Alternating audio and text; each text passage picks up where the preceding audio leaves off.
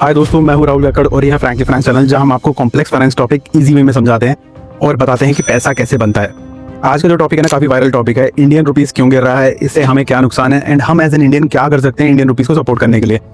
तो यार एक सेकंड के लिए सोचना, अगर 2015 में ना आप $1 खरीदने जाते तो आपको 65 रुपीज देने पड़ते। 2026 में ये अमाउंट हो गया 96 रुपीज, मतलब 31 रुपीज से ज्यादा गिर गया डॉलर के मुकाबले इंडियन रुपीज। लगभग 50% का डिप्रिसिएशन।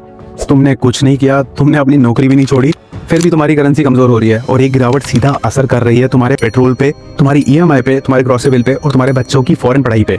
तो आज हम बात करेंगे आखिरकार इंडियन रुपीस क्यों गिर रहा है, मोदी जी ने क्यों मना किया कि गोल्ड मत खरीदो, और एज एन एक आम आदमी हम आखिर क्या कर सकते हैं इंडियन रुपीस को सपोर्ट करने के लिए। वीडियो को ना एंड तक जरूर देखना, क्योंकि आज जो मैं बताऊंगा ना ये स्कूल और कॉलेज में नहीं पढ़ाया जाता। पहला पार्ट, तुम्हारी प्रॉब्लम क्या है। मुझे पता है तुम सोच रहे होगे भाई मैंने तो कभी डॉलर भी नहीं खरीदा, मुझे क्या फर्क पड़ता है। तो सुनो यार, जब भी रुपए गिरता है ना तो पेट्रोल महंगा होता है, क्योंकि इंडिया अपना 85% क्रूड ऑयल बाहर से खरीदता है, वो भी डॉलर में। अब जब पेट्रोल महंगा होगा तो ट्रक वाले का किराया बढ़ेगा, जब किराया बढ़ेगा तो दुकान वाला अपने गुड्स के दाम बढ़ाएगा, और जब दाम बढ़ेगा तब तुम्हारे खर्चे बढ़ेंगे। देखा, तुम्हारा रुपया कभी विदेश नहीं गया, फिर भी डॉलर ने तुम्हारी जेब खाली कर दी। तो समझते हैं आखिर सब शुरू कहाँ से होता है और कौन कौन से फैक्टर हैं जो इंडियन रुपीस को इम्पैक्ट करते हैं। तो रुपया क्यों गिरा, 5 सिंपल रीजंस जो आपको समझना जरूरी है। पहला, अमेरिका ने इंटरेस्ट रेट बढ़ाया। अब इसको ऐसे लो कि दो देश हैं, इंडिया और अमेरिका। अमेरिका कहता है कि मेरे पास पैसा रखो, मैं आपको 5% दूंगा। इंडिया कहता है मेरे पास पैसा रखो, मैं आपको 6% दूंगा। देखने में लगता है कि इंडिया ज्यादा इंटरेस्ट रेट दे रहा है, राइट। नॉर्मली इंडिया जीत रहा है, पर प्रॉब्लम यह है अमेरिका में रिस्क कम है। डॉलर दुनिया की सबसे सेफेस्ट करेंसी है, तो बड़े बड़े इन्वेस्टर जो ट्रिलियंस में खेलते हैं ना, वो अपना पैसा इंडिया से निकाल के अमेरिका ले गए। जब पैसा इंडिया से भागा तो इंडियन रुपीस गिर गया। सेकंड रीजन, इंडिया का ना इंपोर्ट बिल बहुत बड़ा है। यार इंडिया ना एक ऐसा देश है जो दूसरे देशों से बहुत ज्यादा खरीदता है, जिसे बोलते हैं इंपोर्ट्स, और दूसरे देशों को थोड़ा कम बेचता है, मतलब लेस एक्सपोर्ट्स। हम खरीदते हैं पेट्रोल, गोल्ड, इलेक्ट्रॉनिक्स मशीनरी सब डॉलर में, और हम बेचते हैं IT सर्विस, टेक्सटाइल, फार्मा, लेकिन उतना नहीं जितना हम खरीदते हैं। इसका मतलब हम ज्यादा डॉलर खर्च रहे हैं और कम डॉलर कमाते हैं। जब डॉलर की डिमांड ज्यादा हो और सप्लाई कम हो तो रुपया कमजोर हो जाता है। बिल्कुल वैसे ही जैसे बाजार में ना प्याज की डिमांड ज्यादा हो जाए, दाम चढ़ जाता है। तो ये है सेकंड रीजन। अब थर्ड रीजन पाते हैं, FII इंडियन मार्केट से भाग गए। अब FII का मतलब क्या होता है? FII होता है फॉरेन इंस्टीट्यूशनल इन्वेस्टर, यानी बड़े विदेशी इन्वेस्टर जो इंडिया की शेयर मार्केट में पैसा लगाते हैं। 2024 में ना काफी सारे FII रिकॉर्ड तोड़ के इंडिया से बाहर चले गए। क्यों? क्योंकि अमेरिका ज्यादा सेफ लग रहा था, चाइना में कुछ चीजें सस्ती हो गई और अनसर्टेनिटी थी। जब ये लोग डॉलर लेके जाते हैं ना, इंडियन रुपीस की वैल्यू फिर गिर जाती है, और इन सब का बिल तुम्हारी ग्रोसरी में ऐड होता है। Fourth reason, dollar globally strong हुआ। सिर्फ रुपया नहीं गिरा, दुनिया की ऑलमोस्ट हर करेंसी डॉलर के सामने पीछे हुई है। यूरो गिरा, येन गिरा, पाउंड गिरा। अमेरिका ने अपनी इकोनॉमी इतनी स्ट्रांग करी कि डॉलर एक सेफ हेवन बन गया है। तो इसका मतलब ये नहीं कि सिर्फ इंडिया कमजोर हुआ, but India is feeling more pen, क्योंकि हम इतना इंपोर्ट करते हैं कि हमारा एक्सपोर्ट मैच नहीं हो पाता। Reason 5, geopolitical tension and uncertainty. Russia Ukraine war, Middle East tension, US China trade war. जब दुनिया में इतनी अनसर्टेनिटी होती है ना, इन्वेस्टर्स सेफ जगह के लिए दौड़ते हैं, डॉलर और गोल्ड। इंडिया जैसी इमर्जिंग मार्केट पहले एग्जिट करते हैं, बाद में देखते हैं। ये सब मिलके एक ही काम करता है, रुपया को नीचे धकेलता है। अब बात करते हैं कि मोदी जी ने गोल्ड और ट्रैवल कम करने के लिए क्यों बोला, द रियल रीजन। अब यहाँ बहुत लोगों ने सोचा होगा मोदी जी ने गोल्ड खरीदने के लिए रोका, ये तो मेरी पर्सनल चॉइस है, लेकिन यार ये समझना पड़ेगा, इसमें देश की बड़ी पिक्चर है। समझो, इंडिया दुनिया में सबसे ज्यादा गोल्ड खरीदने वाला एक नेशन है। हम एक साल में लगभग 800 से 1000 टन गोल्ड इंपोर्ट करते हैं, वो भी डॉलर में पे करना पड़ता है। जब तुम अक्षय तृतीया में गोल्ड खरीदते हो ना, वो ट्रांजैक्शन अल्टीमेटली डॉलर में खर्चा जाता है। मतलब जितना ज्यादा गोल्ड खरीदोगे उतना ज्यादा डॉलर इंडिया से बाहर जाएगा, उतना ज्यादा आपका रुपया कमजोर होगा। मोदी जी ने कहा अगर गोल्ड खरीदना है तो सोवेरिन गोल्ड बॉन्ड लो, जो गवर्नमेंट इशू करती है। इससे पैसा इंडिया में ही रहता है, डॉलर में नहीं जाता, तुम्हारी सेविंग्स भी होती है और देश का डॉलर भी बचता है। ये सेल्फिश नहीं है, ये स्मार्ट पैट्रियोटिज्म है। अब सेकंड पॉइंट, ट्रैवल की प्रॉब्लम।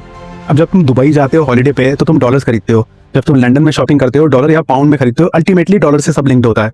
इंडिया से हर साल बिलियंस ऑफ डॉलर सिर्फ फॉरेन टूरिज्म में चले जाते हैं। देखो, अपना देश सिर्फ स्लोगन नहीं है, ये फॉरेक्स बचाने का एक प्लान है। डोमेस्टिक टूरिज्म से पैसा इंडिया में ही घूमता है। हिमाचल वाला होटल, राजस्थान का गाइड, केरला का बोर्ड, सब इंडियन इकोनॉमी में जाता है। तो जब PM कहते हैं ना घर के पास घूमो, वो तुम्हें रोकना नहीं चाहते, वो तुम्हारे रुपए को रोकना चाहते हैं। यार मैं एक सेकंड के लिए सीरियस हो जाता हूँ। रुपया सिर्फ नंबर नहीं है, ये तुम्हारी मेहनत है, तुम्हारे पापा का ओवर टाइम है, तुम्हारी मदर की सेविंग्स है। और जब ये कमजोर होगा ना तो तुम्हारा सपना थोड़ा और दूर हो जाएगा। इसलिए समझना जरूरी है, इसलिए ये करना भी जरूरी है। चलो फाइनल पॉइंट पे आते हैं, तुम एज अ मिडिल क्लास कैसे इंडियन रुपीस को सपोर्ट कर सकते हो। ठीक है, अब मैं वो बोलूंगा जो तुम सुनना चाहते हो, लेकिन ध्यान से सुनना। ये 5 काम सीरियसली याद से करना। पेट्रोल वाली गाड़ी बार बार मत भरवाओ। यार इंडिया का ना 85% पेट्रोल बाहर से आता है, डॉलर में पेमेंट करनी पड़ती है। हर बार जब तुम पेट्रोल पंप पे जाते हो ना, तुम डायरेक्टली डॉलर इंडिया से बाहर भेज रहे हो। मैं ये नहीं बोल रहा कि गाड़ी बेच दो, लेकिन नेक्स्ट गाड़ी ईवी लो, टाटा नेक्सॉन ईवी, एमजी, जो भी ऑप्शन है। कॉस्टली लगते हैं पहले, बट लेकिन 3 साल में पेट्रोल बचत से रिकवर हो जाएगा। और जो लोग अभी नहीं खरीद रहे, कार पूलिंग करो, मेट्रो से जाओ, साइकिल से छोटे डिस्टेंस पे जाओ, हर लीटर पेट्रोल तुम बचाओ और रुपए को स्ट्रॉन्ग करो। लिटरली बोल रहा हूँ मैं ये।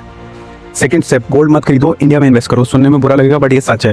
गोल्ड खरीदने से बिलियंस ऑफ डॉलर हर साल इंडिया से बाहर जाते हैं। हम हर साल 800 से 1000 टन गोल्ड इंपोर्ट करते हैं और इसी सिर्फ आदत की वजह से रुपीस डिक्लाइन हो रहा है। अब रिटर्न की बात करते हैं। लास्ट 10 ईयर्स में गोल्ड ने लगभग इंडियन इक्विटी जितने ही रिटर्न दिए हैं, तो वो पैसा इंडिया में डालो।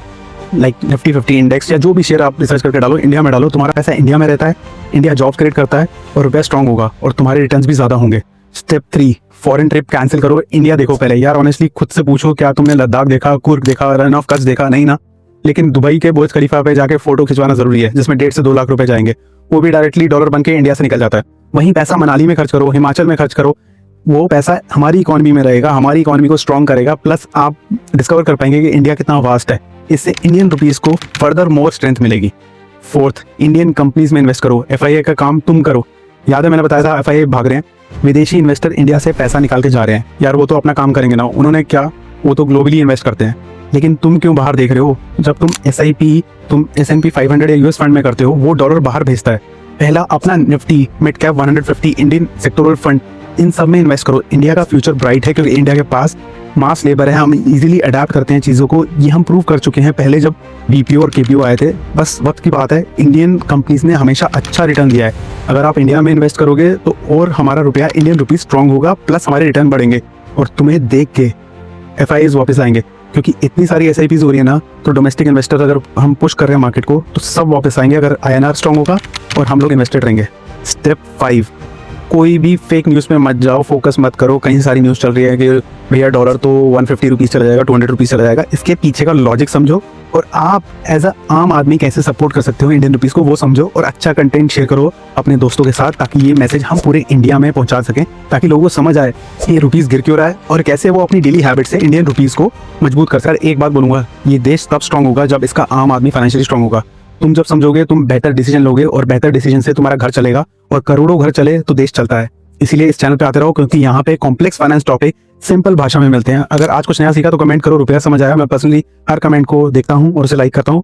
और ये अपने दोस्तों के साथ जरूर शेयर करना, ताकि हम बता पाएं कि आप एक कॉमन मैन होके इंडियन रुपीज को कैसे सपोर्ट कर सकते हो।